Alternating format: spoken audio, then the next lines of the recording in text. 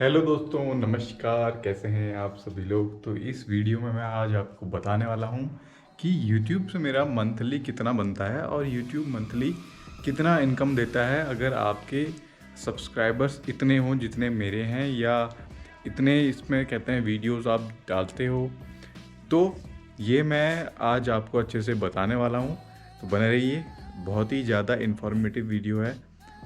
बहुत आपको मैं बातें ऐसी बताऊंगा जो हो सकता है नई अपडेट्स हैं और आपको पता ना हो, या आप उन बातों से पूरी तरह से सहमत हो सकता है ना हो, लेकिन वो बातें YouTube ने नई ऐड कर दी हैं। तो बने रहिए हमारे साथ। तो इस वीडियो में मैं केवल आपको अपनी मंथली ही नहीं, आपको अपनी पर डे का भी मैंने जो इसमें एस्टिमेट निकाला है वो कितना होता है वो भी बताऊंगा। वैसे बताऊं तो ये सब बातें मैं करता नहीं था, लेकिन मैंने सोचा कि क्यों ना इस चीज़ पर भी थोड़ा सा ध्यान दिया जाए। सबसे पहले तो आपको समझना होगा YouTube क्या है। क्या यहाँ पर शॉर्ट अपलोड होती हैं, प्रॉपर वीडियोस अपलोड होती हैं और लाइव सेक्शन अपलोड होता है। मेरे लाइव ही बहुत ज़्यादा हैं क्योंकि मैंने वहाँ पे इंगेजमेंट बढ़ाने के लिए लाइव्स किए हैं, और जो मेरे व्यूज़ आए हैं मैक्सिमम वो शॉर्ट्स से आए हैं। और अब YouTube शॉर्ट्स भी आपको धन देना शुरू कर देता है। और आप अगर मेरे YouTube शॉर्ट सेक्शन में चेक करो, वहाँ पर बहुत सारे जिसे कहते हैं जो मैक्सिमम व्यूज़ आए हैं वो उनमें आए हैं जिनमें मैंने पब्लिक में जाके उनसे उनके पॉलिटिकल व्यूज़ लिए हैं। तो मेरी मैक्सिमम अर्निंग यूट्यूब शॉर्ट से है। अब कितनी है क्या है ये मैं आपको बताता हूँ। इसके साथ ही साथ जो थर्ड पार्टी अर्निंग है, यानी यूट्यूब की कोई वीडियो मेरी कहीं शेयर करता है थर्ड पार्टी प्लेटफॉर्म में, रेडिट में जो सबसे ज़्यादा शेयर हो चुकी हैं, बहुत लोगों को पता ही होगा, तो वहाँ पर जाके मैं अपने क्लेम करता हूँ और वहाँ पर अर्निंग होती है वो उनकी करेंसी में होती है, मैक्सिमम यूरोज़ में होती है। तो इसके बारे में भी आपको बताऊंगा। इस बारे में बहुत कम लोगों को पता है, तो बने रहिए। जैसे कि बहुत से लोगों को पता ही होगा कि भाई ये यूट्यूब जो है वो फॉरेन प्लेटफॉर्म है, तो यहाँ पर अर्निंग होती है डॉलर्स में, और वहाँ का कुछ डॉलर यहाँ का है 70, अभी 70 का 75 चल रहा है, ऐसे ही घटते बढ़ते रहता है। तो कहने की बात ये है कि इसमें अपना पर डे मतलब इतना आता है, आपने देखा होगा मेरा पर डे तो कम से कम 150 रुपये तो हमारी जो कैट्स हैं उस पे ऊपर चले जाता है, उनके खाने पीने। तो आप सोच सकते हैं, तो ये केवल उनका ही मैंने बताया। तो मैं इस हिसाब से इसलिए यहाँ पर आप एस्टिमेट लगा लें, अगर उनका इतना है तो मेरा कितना होगा। और मैं आपको क्लियर बताऊँ तो मेरा परसों जो आया था वो मैंने अपना इन्वेस्ट कर दिया। एक जो जैकेट थी वो जैकेट थी 1490 की। तो ऐसे ऐसे करके अपना इन्वेस्टमेंट चलते रहता है। ज़्यादा मेरा ज़्यादा इन्वेस्टमेंट ही होता है क्योंकि सेविंग्स पर मैं उतना बिलीव नहीं करता हूँ। तो ये अपनी थ्योरी है।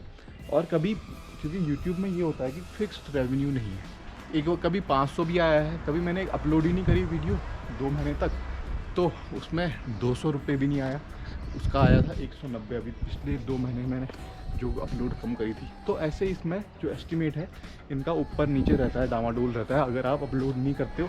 लेकिन अगर आप कंटिन्यूस हो सोशल मीडिया में, जब मैं सोशल मीडिया कह रहा हूँ तो उसमें सब कुछ आता है, तो अगर आप उसमें कंटिन्यूस हो तो भाई आपको कोई कमी नहीं है यहाँ पे धन की। अब हाँ, पर मंथ ही आपको ये मिलेगा, लेकिन क्या है कि मेरी जो इन्वेस्टमेंट रहती है वो पर डे के हिसाब से, जैसे मैंने आपको बताया कि मैंने परसों उसके 1490 कुछ का वो जैकेट बास्केट का वो उड़ा दिया। तो ऐसे करके अभी मैंने एक और कोई अपनी मतलब मंगाई है, कोई कोरियन तरह की शर्ट मंगाई है, तो वो भी बहुत यूनिक है, वो आपको दिखाऊंगा। तो मतलब मेरा जो इन्वेस्टमेंट है वो ज़्यादा रहता है। अगर आपका इन्वेस्टमेंट ज़्यादा नहीं है और आपकी सेविंग्स ज़्यादा है तो भाई तो इसमें आपको बहुत बेनिफिट है। और जो मैंने थर्ड पार्टी वाला बताया, बहुत कम लोगों को पता है कि आपकी वीडियोस थर्ड पार्टी प्लेटफॉर्म में, थर्ड पार्टी अलग होता है, ये फेसबुक से भी अलग हटके है, थोड़ी इंटेलेक्चुअल प्लेटफॉर्म होते हैं जैसे रेडिट है, वहाँ पर मेरे बहुत से शेयर जाते हैं, तो वहाँ पर मैं क्लेम करके काफ़ी वहाँ से अच्छा खासा हो जाता है।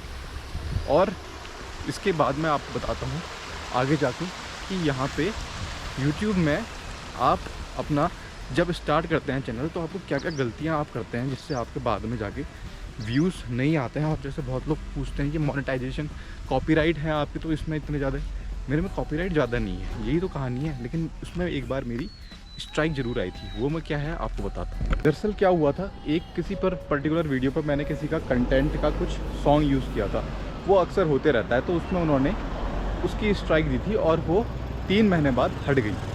तो वो पर्टिकुलर अगर ज़्यादा आ जाती, 3 आ जाती, तो कुछ चैनल में इफ़ेक्ट होता।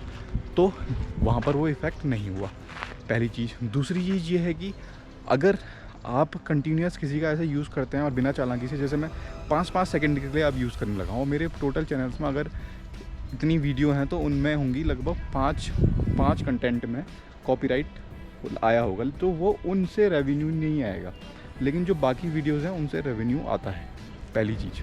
दूसरी चीज़ ये है कि आपका अगर फोकस अपने कंटेंट पे ज़्यादा हो और दूसरे पे ज़्यादा ना हो, यानी आप अगर दूसरे पे डिपेंडेंट है आपका कंटेंट, तो फिर भाई गड़बड़ है। क्योंकि बहुत से लोग क्या करते हैं, स्टेटस बनाते हैं, हम भी स्टेटस बनाते हैं, लेकिन वो उसमें मैं कुछ अपना मैक्सिमम जो है वो अपना यूज़ करता हूँ। अब मेरा डिपेंडेंट नहीं है दूसरे पे, मेरा दूसरे का यूज़ हो सकता है कुछ कहीं पर आवश्यकता पड़ी, लेकिन डिपेंडेंट नहीं है।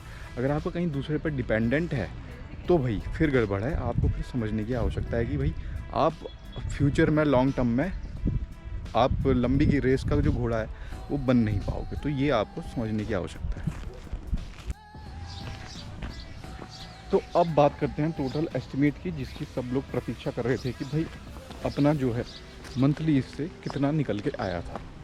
देखो ऐसा है, दो तरह के, जैसे मैंने आपको बताया, दो तरह की चीज़ें हैं, थर्ड पार्टी का रेवेन्यू और सीधा यूट्यूब का 34 ज़ीरोस आया था, 34 ज़ीरोस, ठीक है, INR में।